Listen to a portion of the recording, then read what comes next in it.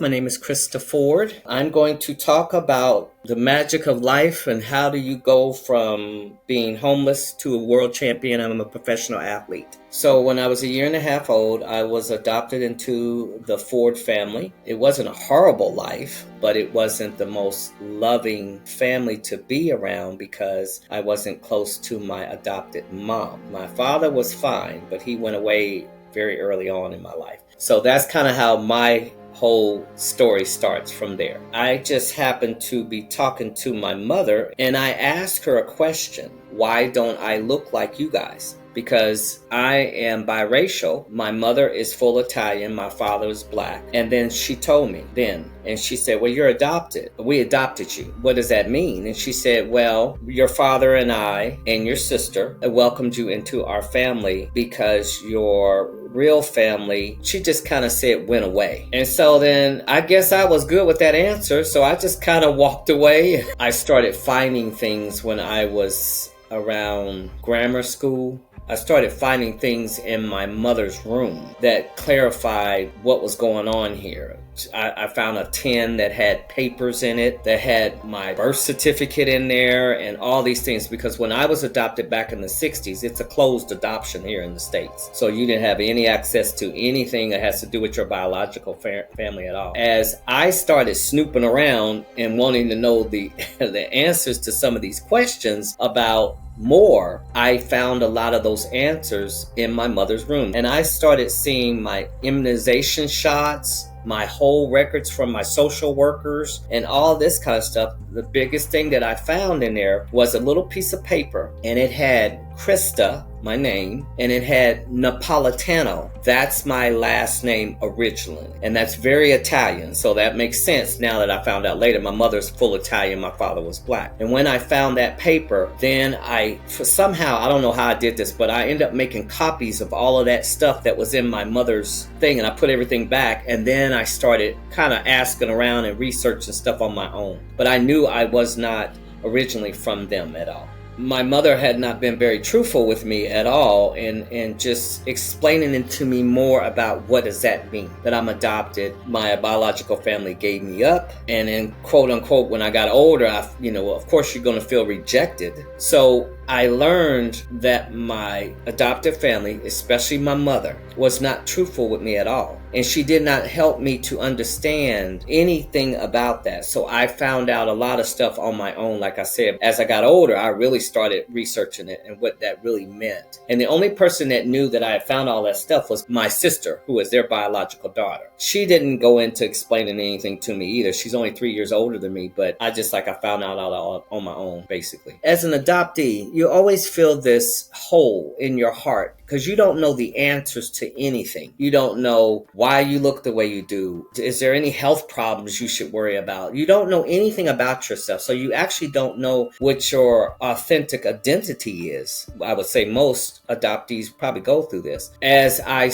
got older and got out of the house, then I really started doing my research and finding out I wanted to find my real family because my adoptive family wasn't telling me nothing. So I got a hold of a company that was in Boston, Massachusetts called the Adoption Connection. And it just so happened that God placed me in the right people's hand right from the beginning with these people, this adoption agency. And I spoke to the lady who was over it, and she said, yes, I can help you. And I was like, wow. And this was when I was 18 or so. So I had left the house at 17. She kicked me out. That was another trauma. She kicked me out. So at 17, after that, I started really wanting to learn more about my history and who am I? What am I all about? And I was adopted into a family with a narcissistic mother. Now I know what that means now. So my father treated me the same as his biological daughter. Problem with him was that he went away at a very young age for me. So in that whole family, I was with a family besides one other person, my grandmother and my Aunt Bobby. Those were the two that showed me the most love, even over my sister. They showed me the most acceptance into the family in the first place. This family that I got adopted into was not very affectionate. They didn't tell you they love you, all of that stuff. So all of the nurturing things that I probably should have been able to get naturally from a family that brings you into their family, I didn't get any of that.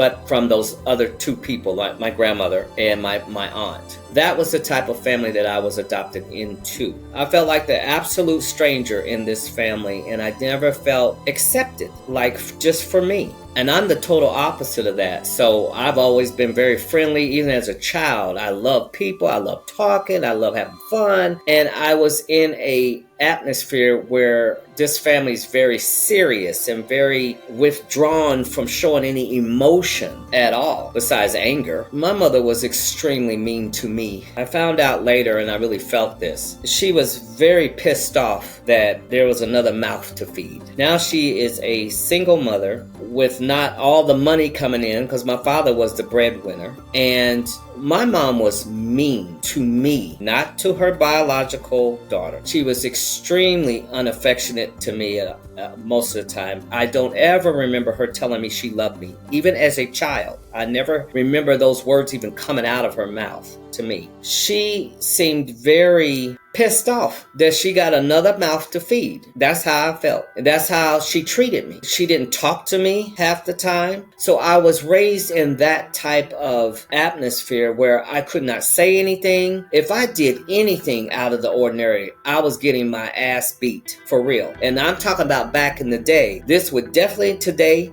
be called child abuse. I went through that with my mother. I mean, we went from whooping with belts, well, switches on the tree, to belts, to extension cords. That's abuse. And so when I say narcissistic, I know now what that all means, when that toxicity and that type of energy and what they do and what they deny all the time and all that stuff. So that all matches up now that I understand that she was a total narcissistic, covert narcissistic person her whole life, especially with me.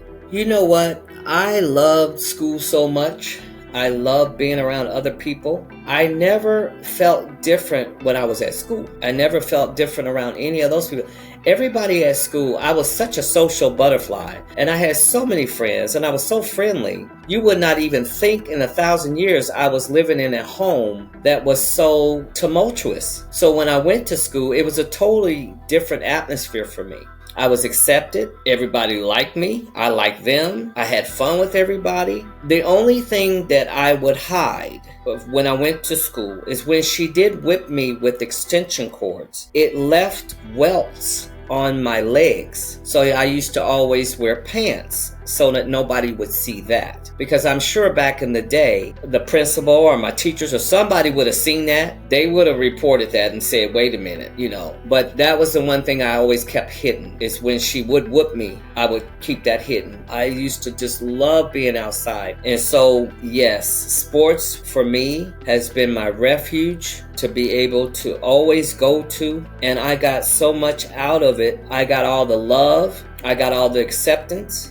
I got all the caring. I had people around me that supported me and was behind me 100%. So yes, my sports was my saving grace from God himself, because without that, I have no idea where I would be today. So I started that at such a very, very young age. Always was into everything that has to do with dodgeball, kickball, anything you could imagine. And once I got into school, of course, that started escalating to being on team sports, which I was decent in. So then here we go. Then everything starts just elevating up and up and up. In my life, growing up, I never had a problem with confidence. Never. I always believed in me, which is so weird because coming out of this family that didn't believe in me, you would think I wouldn't believe in me either. But I was the total opposite. So I always had a lot of self-confidence as a child. I was always that child that wanted to do it myself. So let's just say my mom would say to me, let me help you tie your shoe, okay? And I say, no, I can do it. And I would sit there until I tied my shoe, because I was that type of person that was always wanting to do it, achieve it, get it. So that's why I made a perfect athlete, because I was always looking in that direction of goal, move forward, constantly go. Don't give up, don't stop, keep going until you reach that goal. The whole adoption and how it totally really made me feel is that I felt special. And when I say special, meaning I knew there was something in me that helped me stand out. Even being adopted, it wasn't so bad once I accepted that I'm special. So what if I'm adopted? So what if I'm biracial? So what if I'm in a family that doesn't treat me with love and caringness and kindness? But I know that I stood out wherever I went. I stood out like a sore thumb. And it wasn't because I was adopted or any of that stuff. It was because of my personality, my energy, the way I was, the way I love people, the way I talk to people. So for me, that was the biggest positive that came out of this whole adoption thing for me. And after I started owning that for myself, then I really started elevating my thoughts and my energy. What's really going on here? And this is a special good thing. It really was. Even though I was in a bad situation, it came out very good for me because of the way I was really starting to understand and think about it. From day one, I used to talk to God about this a lot, all the time. I was in church a lot. I would talk to the pastor on my own and just say, I feel this way. What do you think? Can you help me? So for me, this whole story of mine has all been faith-driven from day one. So yes, when I was adopted, I felt alone. I felt in despair. I felt like no one loved me. I felt like, how did I get this family that doesn't love me? So it all came down to the love for me. And I found my refuge in church. And that's the honest God truth. I used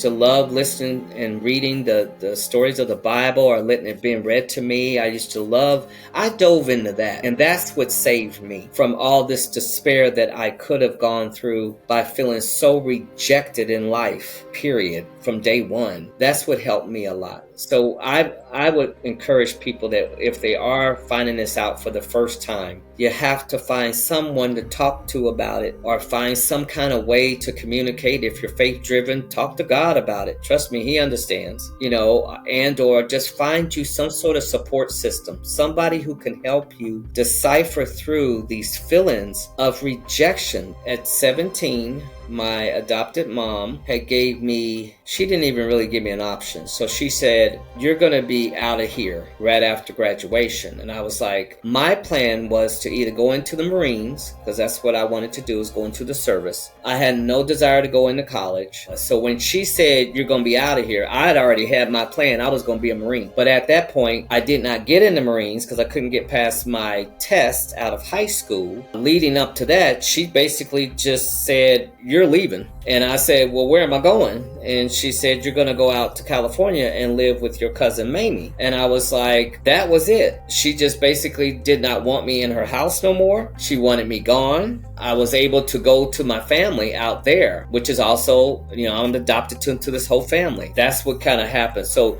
she didn't give me a reason. She just said, get out. She's tired of me. I don't know. I lived there for about 8 months. And then my cousin's husband got super sick. And at that point, my cousin, I believe, was very, very overwhelmed. When I moved out there, my mother never told my cousin that I was kicked out of the house. She just told my cousin that I was going to come out there and live for a little bit and hang out with him for the summer. That's what my adopted mom told my cousin. In that amount of time, me and my cousin got along just fine. Her husband got sick really bad. I'm working all the time, going back and forth, still living at the house with her. But at that point, she was so overwhelmed with so much stuff. I get it. We got into a discussion about the real intention of why I was there, which I was there because my mother told me I was going there, but she didn't tell my mother the truth. It just kind of blew up. So I had to leave my cousin's house, not because I was doing anything wrong. I just think my cousin was underneath a tremendous amount of pressure because her husband was actually dying.